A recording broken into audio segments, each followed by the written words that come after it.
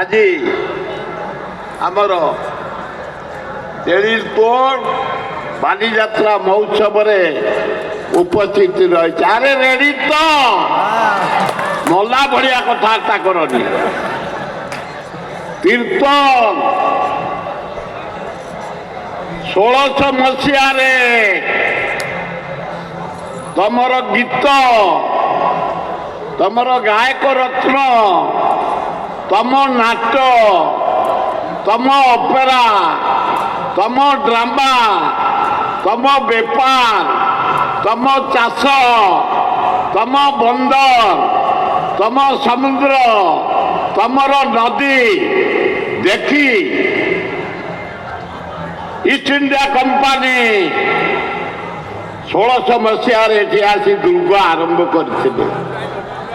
ଏ ପବିତ୍ର ପୀଠ ଓଡ଼ିଶାର ଗର୍ବ ପୀଠ। ଆଜି ପ୍ରଥମେ ଆମର